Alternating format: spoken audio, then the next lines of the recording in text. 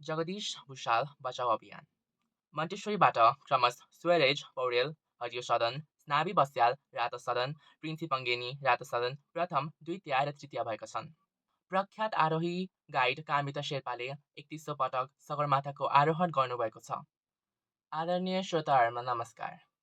हामी अहिले रेडियो आदिखोला 105.4 मेगाहर्जको स्टुडियोबाट बोलिरहेका छौँ।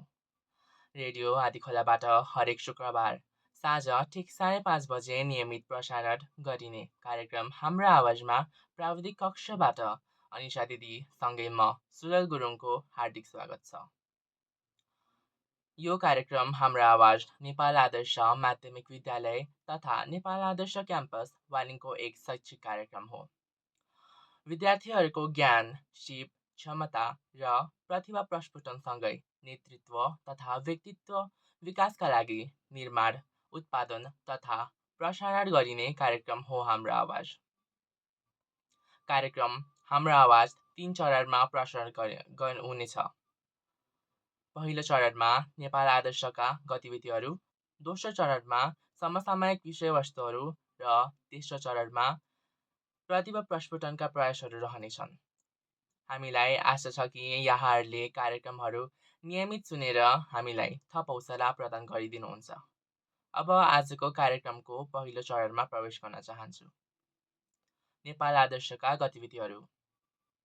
नेपाल आदर्श माध्यमिक विद्यालय वालिङमा 2082 साल जेठ 9 गते आयोजित तहगत अन्तर्गत सदनात्मक हस्तलेखन प्रतियोगिताको नतिजा प्रकाशन गरेको छ। प्रतियोगितामा तहगत सदनबाट प्रथम, द्वितीय र तृतीय स्थानबाट हासिल गर्ने विद्यार्थीहरूलाई पदक, प्रमाणपत्र र पुरस्कार वितरण गरिएको छ। सो प्रतियोगितामा मन्टेश्वरीबाट क्रमश स्वरेज पौडेल हरियो सदन, स्नाबी बस्याल रातो सदन, प्रिन्सी पङ्गेनी रातो सदन प्रथम, द्वितीय र तृतीय भएका छन्। त्यसै गरी नर्सरीबाट क्रमश सुजिता राणा पहिलो सदन, प्राम्बी कोइराला रातो सदन र प्रियन्सी आर्याल पहिलो सदन प्रथम, द्वितीय र तृतीय भएका छन्। केजीबाट आरब भट्टराई निलो सदन, आरुष कडेल हरियो सदन र ज्ञानदीप पौडेल निलो सदनबाट प्रथम, द्वितीय र तृतीय भएका छन्। कक्षा 1बाट क्रमश साया आले भानु निलो सदन, त्रिजल खत्री लक्ष्मी पहिलो सदन र अभिक तिवारी लक्ष्मी रातो सदनबाट प्रथम, द्वितीय र तृतीय भएका छन्। कक्षा 2बाट चिरञ्जीवी केसी मोती निलो सदन, प्रजित ढुङ्गाना मोती रातो सदन र जस्टिना थापा सरस्वती रातो सदनबाट प्रथम, द्वितीय र तृतीय भएका छन्। कक्षा 3, 4 र 5को प्राथमिक समूहबाट क्रमश चन्जोक डुम्रे 3 लक्ष्मी रातो सदन, विधान ढुङ्गाना 3 भानु पहिलो सदन र प्राप्ति करेल 3 मोती हरियो सदनबाट प्रथम, द्वितीय र तृतीय भएका छन्। कक्षा 6, 7 र 8 निम्न माध्यमिक समूहबाट क्रमश रोहित गोतामे 8 मोती पहिलो सदन,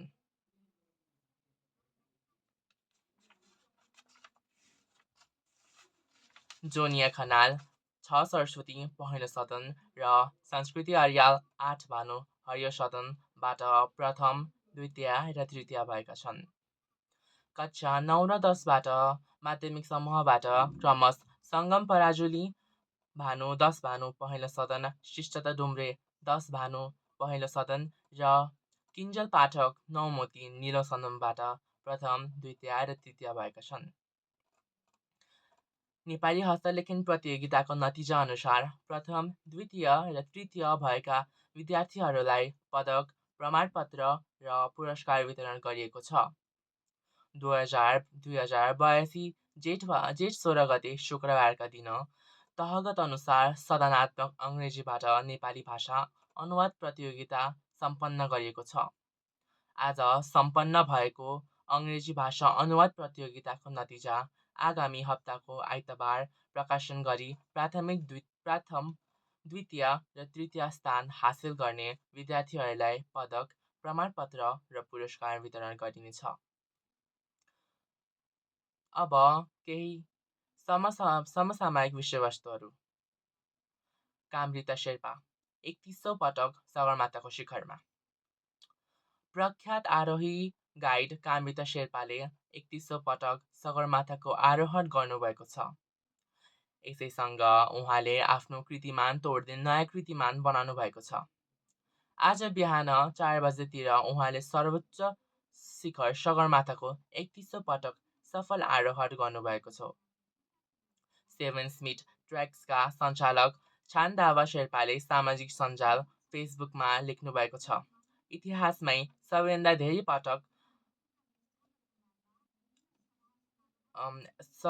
धेरै पटक सगरमाथा आरोहणको कृति मानी 55 वर्षीय कामृता शेर्पाले 31औं पटक सफल आरोहणका लागि बधाई।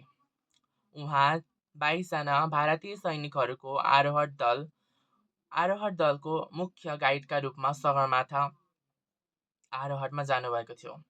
अघिल्लो वर्ष उहाँले 31औं पटक सगरमाथाको आरोहण गर्नुभएको थियो। सोलुखुम्बु थामेमा कामृता सबैभन्दा धेरै पटक पर्वत आरोही हुनुहुन्छ। कामृता एभरेस्टम्यान नामले पनि परिचित हुनुहुन्छ। 2029 सालमा 12 वर्षको कलिलो उमेरदेखि हिमाल आरोहण क्षेत्रमा काम गर्दै आएका कामृताले पहिलो पटक 2051 सालको वसन्तकालीन याममा सगरमाथाको आरोहण गर्नुभएको थियो। स्रोत उज्यालो।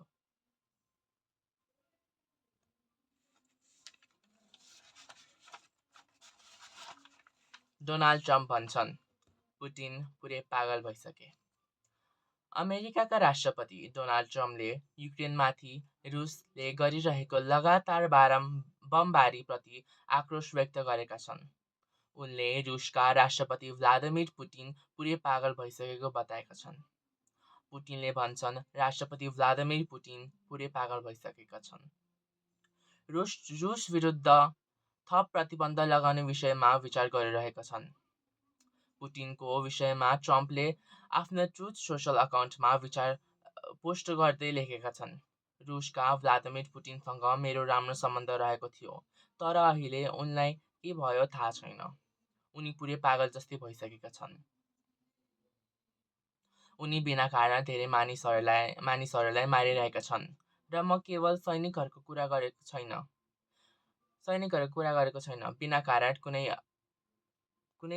बिना कुनै कारण युक्रेनका सहरहरूमा मिसाइल र ड्रोन आक्रमण गर्दैछन्। ट्रम्प अगाडि लेख्छन्, मैले सधैँ भनेको थिएँ कि उनी युक्रेनको केवल एक टुक्रा होइन, पुरै युक्रेन नै चाहन्छन् र सायद त्यो कुरा सत्य हुँदै गएको छ। तर यदि उनले त्यो कुरा गरे भने त्यसले रुसको पतन निम्त्याउनेछ। डोनाल्ड ट्रम्पले युक्रेनको राष्ट्रपति भ्लादिमिर जेलेन्स्कीमाथि पनि टिप्पणी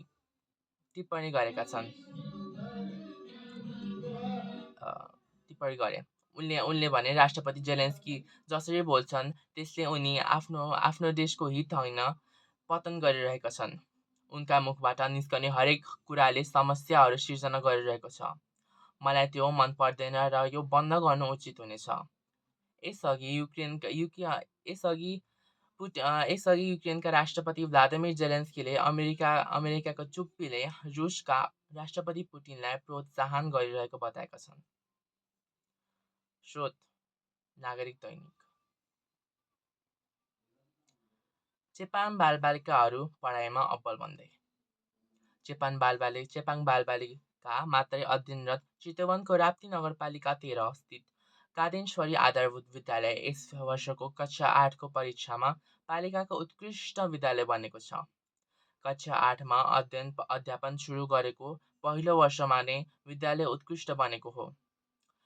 यहाँ आवासीय सुविधासहित विद्यालय स्थापना भएपछि चेपाङ समुदायका बालबालिका पढाइमा अब्बल बन्दै गएको विद्यालय प्रधानाध्यापक बालकृष्ण थपलियाले बताए। शिक्षक, विद्यार्थी, अभिभावक र विभिन्न सङ्घ संस्थाको सहयोगमा विद्यालय उत्कृष्ट बनेको उनको भनाइ छ। उनका अनुसार यस वर्ष 13 जना विद्यार्थीले कक्षा 8को परीक्षा दिएको थिए। त्यसमध्ये एकजनाले A+, 7 जनाले A र 2 जनाले B+ ल्याएका छन्। पहिलो वर्षमा नै यसरी उत्कृष्ट नतिजा ल्याउँदा निकै खुसी छौँ, उनले भने। शिक्षक र विद्यार्थीको अथक मेहनतले यहाँसम्म आइपुगेको छ।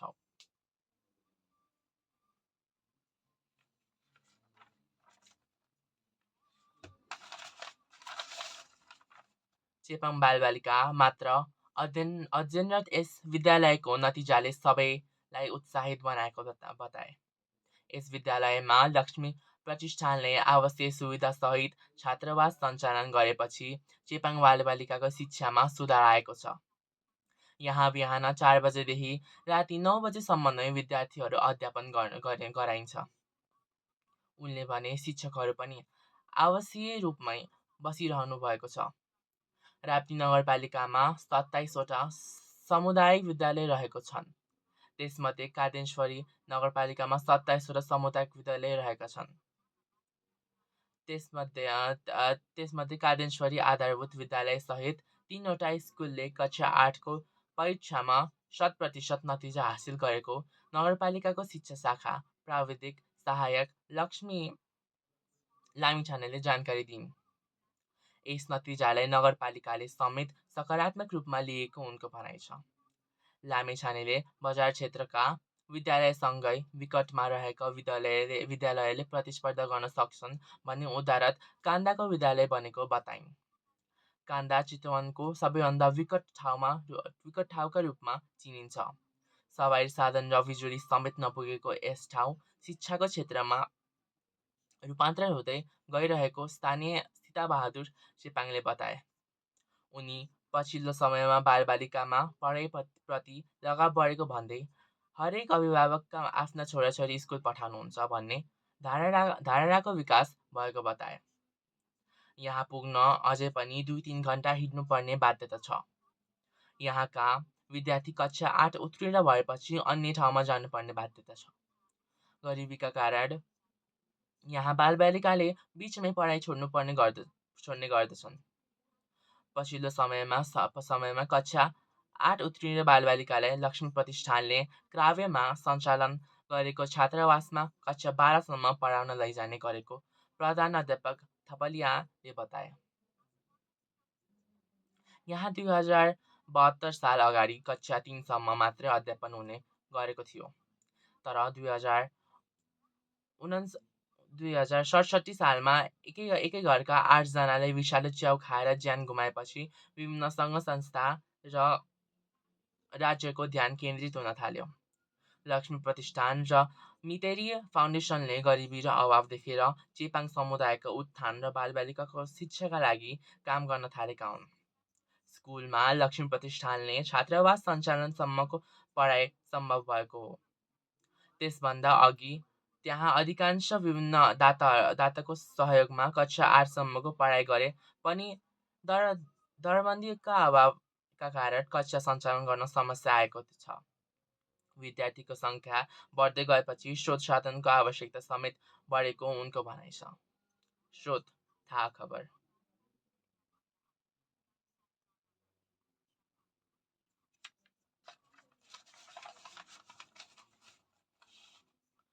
अब केही लघु कथाहरू प्रस्तुत गर्न चाहन्छु।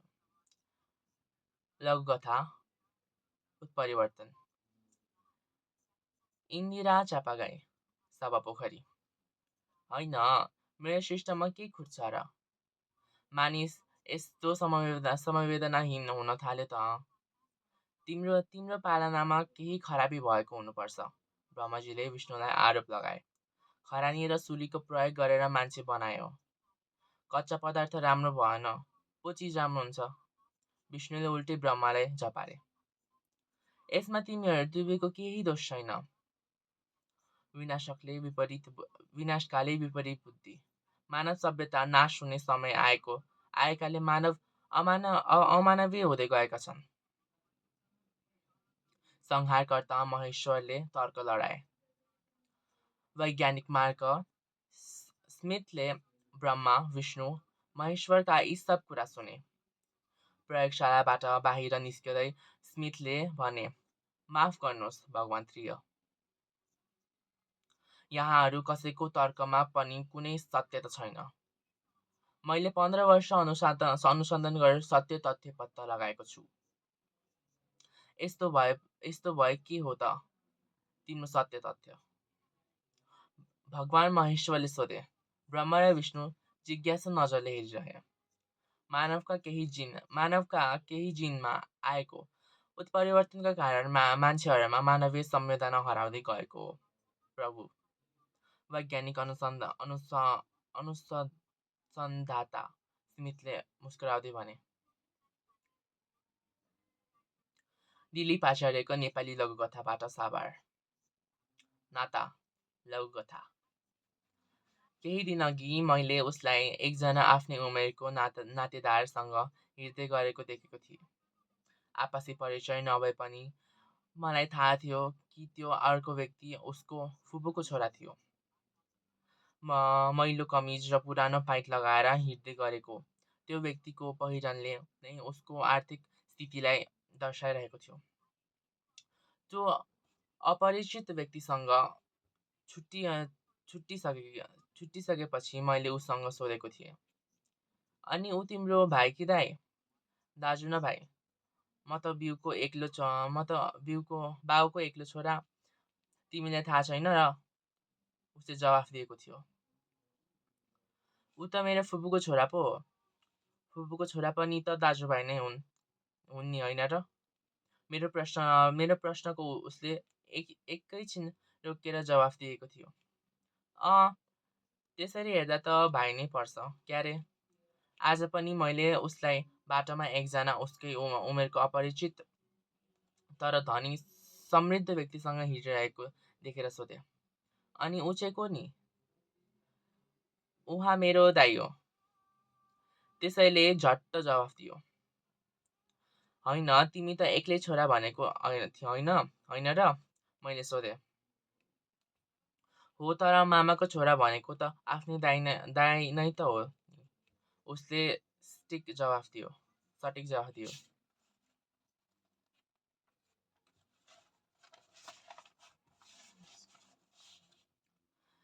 नेपाल फेसबाट साभार। मनको अहङ्कार। धेरै समय अघिको घटना हो। एक धार्मिक विचारका राजा थिए, तर उनको मनमा भने कहिले शान्ति हुँदैनथ्यो। तर तिनै राजासँग भेटघाट गर्न एकपटक एक साधु दरबारमा पुगे। साधुको स्वागत गर्न पाउँदा राजा निकै खुसी भए। हृदयदेखि नै खुसी हुँदै राजाले भने, साधु महाराज, हजुरले मेरो दरबारमा पाइला राखेर यसलाई पवित्र तुल्याइदिनु भएको छ। म हजुरलाई विशेष भेट अर्पण गर्न चाहन्छु। भन्नुहोस्, हजुरलाई के उपहार दिऊ? राजाको अचानकको प्रश्नले साधु अचम्ममा परे। उनले भने, महाराज, मलाई कुनै उपहारको आवश्यक छैन। त्यही पनि हजुरले श्रद्धापूर्वक जे दिनुहुन्छ मलाई त्यही स्वीकार्य छ। साधुको कुरा सुनेपछि हर्षित हुँदै राजाले भने, साधु महाराज, म हजुरलाई मेरो आधा राज्य समर्पण गर्न चाहन्छु। राजाको प्रस्ताव सुनेर साधु भने, महाराज, यो राज्य त यहाँका जनताको हो। राजा त केवल त्यसको संरक्षण हो। त्यसैले जुन कुरा हजुरको होइन त्यो कसरी मलाई उपहार दिन सक्नुहुन्छ? साधुको प्रश्न सुनेर राजाले भने, ठिकै छ। त्यसो भए म हजुरलाई यही दरबार उपहार दिन्छु। कृपया स्वीकार गर्नुहोस्। राजाले भनेको शब्द सुनेपछि साधुले भने, महाराज, यो दरबार त हजुरलाई राजकाज चलाउन सजिलो होस् भनेर जनताले बनाइदिएका हुन्। यसलाई तपाईँ उपहारमा कसैलाई दिन सक्नुहुन्न। साधुको भनाइ सुनेपछि राजाले भने, त्यसो भए म आफ्नो शरीर हजुरलाई उपहार दिन्छु। साधुले भने, महाराज, हजुरको यो शरीर महारानी, राजकुमार र राजकुमारीको हो। यसलाई हजुरले कसैलाई पनि उपहार दिन सक्नुहुन्न। साधुको कुरा सुनेपछि राजा चिन्तामा परे। राजालाई चिन्तित देखेर साधु पनि चिन्तित हुन पर्ने कारण छैन महाराज। हजुर आफ्नो मनमा भएको अहङ्कार मलाई दिनुहोस्, किनकि अहङ्कार नै सबैभन्दा कडा बन्धन हो। यसैका कारण हजुरको मनमा शान्ति छाउन नसकेको हो। साधुका भनाइले राजाको आँखा खुले। उनले त्यसै दिनदेखि सम्पूर्ण अहङ्कार त्यागिदिए र शान्तिपूर्वक दिनहरू बिताउन थाले। अब एउटा हार्दिक अपिल। जगदीश भुषाल बचाउ अभियान। वालिङ नगरपालिका वार्ड नम्बर 9 भुषालथोक निवासी जगदीश भुषालको अचानक दुवै मृगौला खराब भएकाले उहाँ यति बेला मृत्युसँग लडिरहनु भएको छ। वालिङ नगरपालिका वार्ड नम्बर 9 कार्यालयले पुष्टिसहित सहयोगको लागि सिफारिस पत्र सार्वजनिक गरे अनुसार नेपाल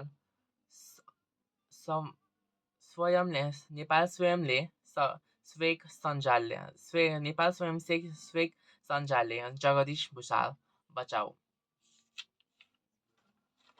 अभियान अगाडि बढिरहेको छ।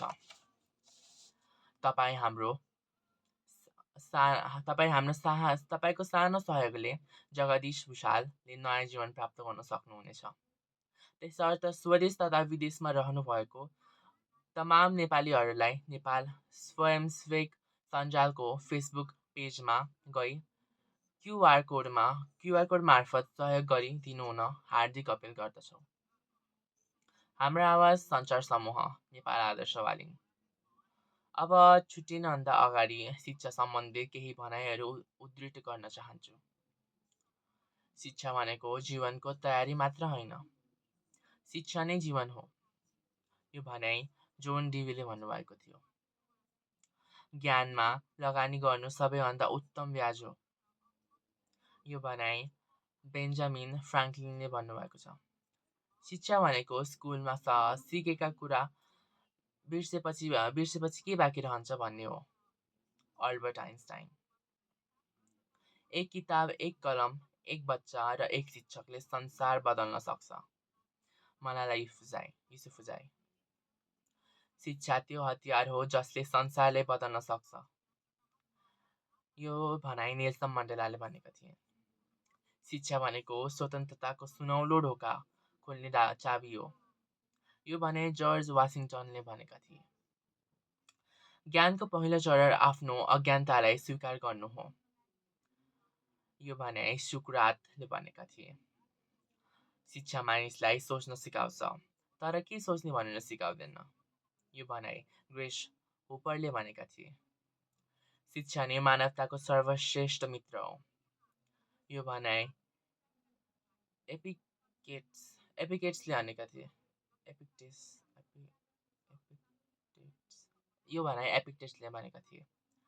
शिक्षा भनेको उज्यालो बत्ती हो जसले सारा अन्धकार हटाउँछ। बुद्ध। शिक्षाको जरा तितो हुन्छ तर फल मिठो हुन्छ। यो भनाइ एरिस्टोटलले भनेका थिए। होस्ट तथा श्रोताहरू, कार्यक्रम हाम्रो आवाज आजलाई यति नै। फेरि अर्को श्रृङ्खला लिएर अर्को हप्ता शुक्रबार यहाँहरूसँग भेट हुन बाचा गर्दै प्रविधि कक्षबाट मलाई साथ दिनुहुन दिदी अनिसासँगै म सुजल गुरुङ पनि बिदा हुन अनुमति चाहन्छु। सुन्दै गर्नुहोला हाम्रो आवाज 105.4 मेगाहर्जमा। नमस्कार।